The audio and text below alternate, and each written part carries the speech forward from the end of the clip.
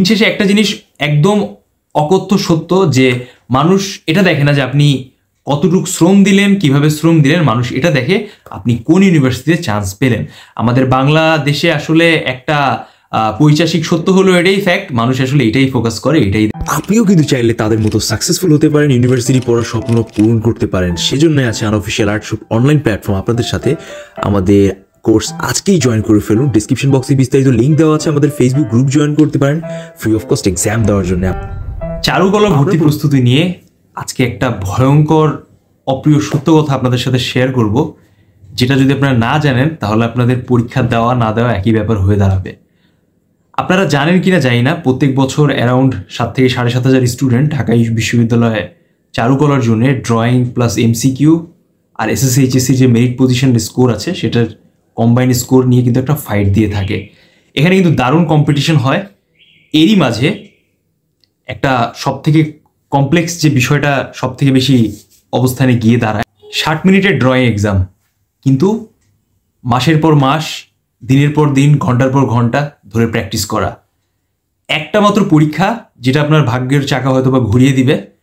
ঢাকা বিশ্ববিদ্যালয়ে পড়ার স্বপ্ন নিয়ে যারা চারুকলার জন্য পরীক্ষা দিতে চাচ্ছেন তাদের উদ্দেশ্যে প্রত্যেক বছর যে একটা কমপ্লেক্সিটি সিচুয়েশন দেখা যায়, যে কোয়েশ্চেনের প্যাটার্ন কিন্তু সাইমেন্টেনিয়াসলি চেঞ্জ হতেই থাকে, বাট তারপরেও কিন্তু কম্পারেটিভলি কোয়েশ্চেনের যে প্রসেস থাকে সেখানে কিন্তু একটা স্টুডেন্টকে তার ক্রিয়েটিভিটি দেখানোর ব্যাপক সুযোগ করে দেওয়া হয়।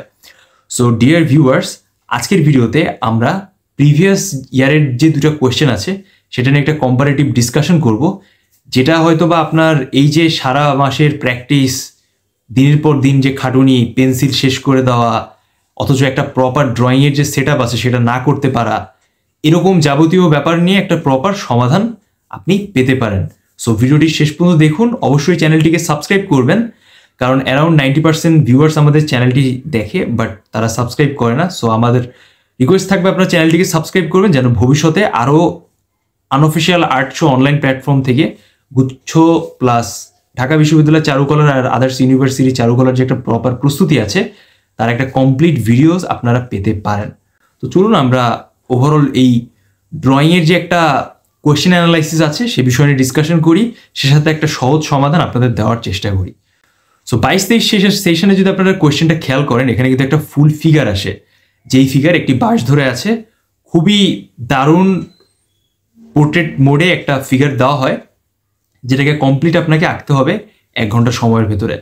আবার 23-24 সেশনে যদি আমরা কোয়েশ্চেনটা খেয়াল করি, এখানে কিন্তু একটা ওল্ড মাস্টার ওয়েস্টার্ন যে স্কাল্পচার আছে তারই একটা অর্ধ বডির যে একটা ছবি সেটা দেওয়া হয়েছে ডেমো হিসাবে, আর সেটাকে আপনাকে দ্বিগুণ করে পরীক্ষার যে পেপার দেওয়া হয়েছিল কার্টিস পেপার সেখানে আঁকানো লাগতো। সো একটা জিনিস যদি খেয়াল করেন, একটা কিন্তু লাইভ মডেল ফিগারের ছবি, আরেকটা ছিল একটা স্কাল্পচার টাইপের একটা শেপ ওল্ড মাস্টার ড্রয়িংয়ের, যেটা হচ্ছে একটা স্কাল্পচারের প্রতিচ্ছবি। সো ওভারঅল আসলে কোনটার প্রেজেন্টেশন আসলে কেমন হওয়া উচিত ছিল, বা একটা প্রপার কম্পোজিশন কেমন ছিল, রেশিও, শেপ, ওভারঅল জায়গায় ডাইমেনশনাল যে ব্যাপারগুলো আছে, লাইন ড্রয়িংয়ের যে একটা খেলা ছিল, শার্প, বোল্ড, স্মুথ লাইনগুলার সব কিছু মিলে আসলে কিভাবে প্রেজেন্টেশন করে ড্রয়িংটাকে খুব ভালো লেভেলে নিয়ে যাওয়া যেত। মোস্ট অফ দ্য স্টুডেন্টের একটা কমন কোয়েশ্চেন ছিল, যেটা আমরা দেখেছিলাম, যে ঢাকা বিশ্ববিদ্যালয় চারুকলার কোয়েশ্চেন তাদের একটা বাঁশ দিয়ে দিল পরীক্ষায়, এরকম বাঁশ হাতে ধরা একটা দাঁড়ানো ফিগার ছবি দিয়ে। আবার অনেকে যারা 23-24 সেশনে পরীক্ষা দিয়েছিল তারা কিন্তু পরীক্ষা হল থেকে বের হয়ে একটা কমন ব্যাপার বলতেছিল যে আমরা স্কেচ করে এসেছি, আমরা কি চান্স পাবো, বা ম্যাক্সিমাম টাইমে আমরা দেখেছি যে লাইন ড্রয়িংয়ের একটা ওভারঅল কথাবার্তা বলা হয়ে থাকে। সো এখানে যদি লাইন ড্রয়িং না করা হয়ে থাকে সেক্ষেত্রে কি চান্স না পাওয়ার সম্ভাবনা আছে? ব্যাপারগুলো আসলে কিভাবে কাজ করে? সো এই যে দুটা কোশ্চেনের কম্পারেটিভ অ্যানালাইসিস আছে সেটা নিয়ে আমি একটা আপনাদের বিশদ কথাবার্তা বলার এখন ট্রাই করছি। সো পয়েন্ট নাম্বার 1 হচ্ছে ক্রিয়েটিভ স্পেস। সবসময় একটা জিনিস মাথায় রাখতে হবে যে কোয়েশ্চেন যেমনই দেওয়া হোক না কেন, আপনাকে সবসময় প্রস্তুত থাকতে হবে আপনার ক্রিয়েটিভ মাইন্ড সেট আপের থ্রুতে। এখন আপনি কিভাবে একটা ফিগারকে রিপ্রেজেন্ট করতেছেন, বা আপনি গতানুগতিক যে প্র্যাকটিস করেছেন তার থেকে বেরিয়ে এসে আপনি আপনার ক্রিয়েটিভ অবস্থা থেকে কিভাবে ওই ড্রয়িংটাকে আঁকাচ্ছেন, সব কিছুর উপর বেস করেই কিন্তু আপনার এই ক্রিয়েটিভ বিষয়ের উপর বেস করে স্কোরিং করা হয়েছে। যেটা আমরা 23-24 সেশনে দেখেছি। নাহলে এরকম ভিন্ন মাত্রার কখনোই একটা যেই ড্রয়িংয়ের কোয়েশ্চেন আছে সেটা কিন্তু সচরাচর দেওয়া হয় না। সেকেন্ড ব্যাপারটা হচ্ছে যে ট্র্যাডিশনাল যে প্র্যাকটিসটা আমরা সচরাচর সবসময় দেখেছি, যে কখনো ঢাকা বিশ্ববিদ্যালয়ে একটা লাইভ মডেল দিয়ে দেওয়া হয়েছে, সেটা দেখে আঁকানো হয়েছে, কিন্তু পরবর্তীতে যখন অ্যাডমিশন একটা হিউজ প্রেশার ছিল, 2 দিনের যে এক্সাম ছিল MCQ প্লাস ড্রয়িং আলাদা আলাদা, সেটা কিন্তু একদিনে হয়েছে। তারপর একটা কমপ্লিট যে লাইভ মডেল ছিল সেটা ক্যান্সেল হয়ে একটা ছোট্ট করে ছবি বা একটা ডেমো কিছু দেওয়া হয়েছে, যেটা দেখে একটা স্টুডেন্টকে কার্টিস পেপারে ফুলফিল করা লেগেছে তার পূর্ণাঙ্গ 60 মার্কসের ড্রয়িংয়ের একটা প্রপার অ্যান্সার। অলরাইট, সো এখানে আসলে ট্র্যাডিশনাল যে প্র্যাকটিস আমরা সচরাচর ম্যাক্সিমাম স্টুডেন্টদেরকে দেখেছি করতে, হয়তোবা একটা সরাসরি দাঁড়ানো ফিগার অথবা একটা বসা ফিগার, বিভিন্ন ধরনের পার্টস ড্রয়িং, লাইন ড্রয়িংয়ের থ্রুতে সবকিছুর কম্বিনেশন মেনটেন করে একটা ক্যারেক্টারিস্টিক্সের থ্রুতে একটা কমপ্লিট ফিগারকে প্রকাশ করা আঁকানোর থ্রুতে। সো তার এক্সপ্রেশন, ব্যালেন্স, ওভারঅল ডাইমেনশন যাই আমরা প্র্যাকটিস করিয়েছি বা ট্র্যাডিশনাল ওয়েতে উপস্থাপন করা। কিন্তু তারপরেও কিন্তু আমরা এমন অনেক স্টুডেন্ট দেখেছি যারা খুবই স্বল্প সময়ে 15 থেকে 20 দিন আমাদের কাছে প্র্যাকটিস করেছে, বাট তারপরেও কিন্তু চান্স পেয়েছে। কারণ একটা বেসিক যে সেন্স আছে সেটা কিন্তু অনেকের অনেক সময় লাগে ডেভেলপ করার জন্য, আবার অনেকে 10-15 দিনেই কিন্তু ডেভেলপ করে চান্স পেয়েছে সফলভাবে। সো ডিপেন্ড করতেছে আসলে এই যে ট্র্যাডিশনাল প্র্যাকটিসের যে ধরন আছে, বা আপনাকে হয়তো বা এক এক জায়গায় এক এক রকম দেখানো হবে, শেখানো হবে, কিন্তু সেই সুবাদেও আপনি নিজের থেকে যে একটা জিনিসকে আপনি ড্রয়িংটা করতেছেন, এই যে সবার থেকে একটু ডিফারেন্ট হচ্ছে আপনার ড্রয়িং, এটাই হচ্ছে আপনাকে এক ধাপ এগিয়ে নিয়ে যাবে।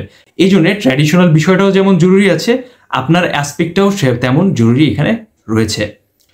থার্ড নাম্বার আমাদের অ্যানালাইসিসের যে বিষয় রয়েছে, আপনাকে সবসময় যেমন প্রস্তুত থাকতে হবে, ঠিক তেমনি 60 মিনিটসটা আসলে আপনি কীভাবে অতিবাহিত করবেন একটা প্রপার ড্রয়িং করার থ্রুতে, এটাও আপনাকে মাথায় রাখতে হবে। সো এই জন্য আসলে স্কেচ করা যাবে কি যাবে না একটা কমন ব্যাপার সাধারণত থেকে যায়। সো ডিয়ার ভিউয়ার্স, এখানে আপনি লক্ষ্য করুন, আপনাকে অবশ্যই মাথায় রাখতে হবে যে আপনার কি টাইপের একটা অবজেক্ট দেওয়া হয়েছে বা সাবজেক্ট দেওয়া হয়েছে, সেটা দেখে আপনি কিভাবে উপস্থাপন করবেন। যেমন 23-24 সেশনে আমরা যেটা দেখেছিলাম যে একটা স্কাল্পচার টাইপের হাফ ফিগার দেওয়া হয়েছে। সো এই ফিগারটাকে যারা সুন্দর করে কম্পোজিশন করেছে তার এক্সামের অ্যান্সার পেপারে, সেই সাথে হচ্ছে তারা সুন্দরভাবে যখন বিষয়টাকে উপস্থাপন করে রেখেছে, তারা কিন্তু সব থেকে এগিয়ে ছিল। অ্যাট দ্য সেম টাইম এখানে কিন্তু আপনার বেসিক যেই ড্রয়িং আছে এটা তো আপনি করলেন, বাট আলো ছায়ার যে একটা সুস্পষ্ট ব্যাপার আছে, এটা কিন্তু সম্পূর্ণ আপনি বেসিক যে একটা টেন্ডেন্সি থাকে একটা স্টুডেন্টদের স্কেচ বিভিন্ন টোন অ্যাঙ্গেল ইউজ করে দেওয়া, এটার বাইরেও কিন্তু আপনি বিভিন্নভাবে ক্যারেক্টার মডিফাই করে একটা বেসিক পেন্সিল থেকে কিন্তু এই ওয়েতে গিয়ে আপনি সরাসরি একটা ড্রয়িংকে কমপ্লিট আঁকতে পারেন। সো এইটার জন্য আসলে কেমন টাইপের ড্রয়িংটা আসলে আঁকা উচিত, এটা নিয়ে আমরা একটা পূর্ণাঙ্গ ভিডিও নিয়ে আপনাদের সামনে আসবো। সে পর্যন্ত আমাদের সাথেই থাকুন। বাট অবশ্যই এই বিষয়টাকে আপনাকে মাথায় রাখতে হবে, এখানে লাইন ড্রয়িংয়ের ব্যবহার তো অবশ্যই রাখতে হবে, বাট তারপরেও আমরা এক্সট্রা যে ডাইমেনশনাল ওয়ার্ক দেখতে পেয়েছি সেই ছবিতে, সেটার জন্য কিন্তু আপনি সরাসরি আলাদাভাবে ওই ডাইমেনশনটাকে উপস্থাপন করার জন্য কিছু বেসিক লাইনের ব্যবহার করে একটা ডার্ক আর একটা লাইট স্পেস বা সারফেস আপনি সেখানে ক্রিয়েট করতে পারেন। ফোর্থ নাম্বার যে ব্যাপারটা হচ্ছে একটা ড্রয়িংয়ের কমপ্লিট ক্যারেক্টারিস্টিক্স। সচরাচর আমরা যেটা দেখি যে একজন এক্সামিনার আসলে কিভাবে মার্কিং করে, আসলে একটা মোস্ট অফ দ্য স্টুডেন্ট এটা আসলে জানতে চায়, বা কিভাবে আসলে মার্কিং হয়, মার্কিং ক্রাইটেরিয়াগুলো কি। সো আপনারা জানেন যে আপনারা যারা আমাদের কোর্স এনরোল করেছেন, সেখানে একটা ড্রয়িংয়ের যে কমপ্লিট ক্যারেক্টারিস্টিক্স আছে সে সম্পর্কে একটা প্রপার ধারণা আপনাদের দেওয়া হয়েছে, একদম সরাসরি একে বুঝিয়ে। সো এই যে ক্যারেক্টারিস্টিক্সগুলো আছে, সেই ক্যারেক্টারিস্টিক্সগুলোকে মেনটেন করে ড্রয়িংকে মার্কিং করে থাকে। সো যখন একটা ড্রয়িং 100 জন স্টুডেন্টের ভেতর থেকে আপনার ড্রয়িংটাকে পিক করা হবে, এর মানেই হচ্ছে এক্সামিনার যে চোখের দৃষ্টি আছে সেটা সম্পূর্ণ আপনার ড্রয়িংয়ে ফোকাস পড়েছে। সো একটা কমপ্লিট ড্রয়িং উপস্থাপন করা, ফোকাস করা, কম্পোজিশন মেনটেনেন্স করে, বাকি আদার্স বৈশিষ্ট্যগুলো মেনটেনেন্স করে আসলে কেমন হওয়া উচিত, এটা যদি আপনি শিখতে চান আর সুন্দরভাবে জানতে চান, সরাসরি কিন্তু আমাদের অনলাইন কোর্স জয়েন করতে পারেন, যেটা হচ্ছে খুবই রিজনেবল প্রাইসে এবং আপনাদের জন্য খুবই ইফেক্টিভ হতে যাচ্ছে।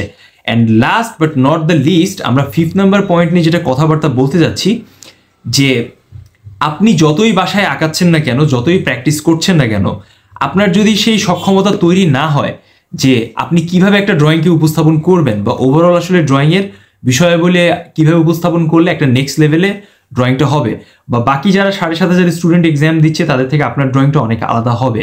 সো এই বিষয়টা আসলে মেনটেন করা খুবই জরুরি। অনেক ক্ষেত্রে অনেক স্টুডেন্ট থাকে যারা এমসিকিউতে অনেক ভালো স্কোর পায়, বাট ড্রয়িংয়ে তাদের স্কোরটা অনেক কমে আসার কারণে কিন্তু তারা শেষমেশ চান্স পায় না। গতবার কিন্তু আমাদের একজন স্টুডেন্টের সাথে এমনটা হয়েছে। সো বিষয়টা তার জন্য হয়তো দুঃখজনক, বাট সে জাহাঙ্গীরনগর ইউনিভার্সিটিতে অনেক ভালো একটা স্পেস করে, যার কারণে কিন্তু তার সেটা দুধের স্বাদ ঘোলে মেটানো লাগতেছে।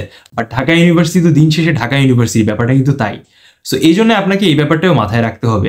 শুধু এমসিকিউতেই ভালো করলে হবে না, ড্রয়িংয়েও কন্টিনিউয়াসলি ভালো করতে হবে। ড্রয়িংয়ের স্কোর যেহেতু 60 মার্কস, সো এই 60 মার্কসের জায়গাটা আপনাকে ভালোভাবে এনশিওর করে ফোকাস করতে হবে।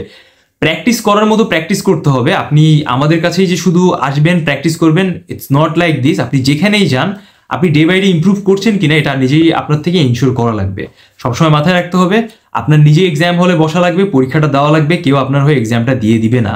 সো এই জন্য আসলে যতটুকু পরিশ্রম করা প্রয়োজন আপনাকে সেটা করতে হবে। দিন শেষে একটা জিনিস একদম অকথ্য সত্য, যে মানুষ এটা দেখে না যে আপনি কতটুকু শ্রম দিলেন, কিভাবে শ্রম দিলেন, মানুষ এটা দেখে আপনি কোন ইউনিভার্সিটিতে চান্স পেলেন। আমাদের বাংলাদেশে আসলে একটা পৈশাসিক সত্য হলো এটাই ফ্যাক্ট, মানুষ আসলে এটাই ফোকাস করে, এটাই দেখে। তো দিন শেষে যখন আপনি ঢাকা ইউনিভার্সিটি চারুকলায় চান্স পাবেন, পড়াশোনা করবেন, একটা ভালো স্পেস তৈরি করবেন নিজের জন্য, আর এই সকল যাবতীয় ব্যাপার নিয়ে যখন নিজেকে তুলে ধরবেন তখন আপনি সরাসরি বুঝতে পারবেন। সো ডিয়ার ভিউয়ার্স, এই ছিল হচ্ছে আজকে ওভারঅল ভিডিও। আশা করি সবার এই যে ঢাকা ইউনিভার্সিটি চারুকলার লাস্ট 22-23 এবং 23-24 সেশনের কোয়েশ্চেন অ্যানালাইসিসের যে ভিডিওটা আমরা ফাইনালি আপলোড করব, এটা হয়তো আপনাদের ভালো লাগবে। So thank you so much. সবার সাথে দেখা হবে নেক্সট ভিডিওতে। সেই পর্যন্ত সবাই আমাদের সাথে স্টে টিউন থাকুন। সবার কাছ থেকে বিদায় নিচ্ছি। আল্লাহ হাফেজ। আর কমেন্টস বক্সে অবশ্যই জানাবেন যে ভিডিওটি কেমন লাগলো, নেক্সট আপনারা কোন টপিক বা বিষয়ের উপর স্পেসিফিক আসলে ভিডিওস দেখতে চাচ্ছেন।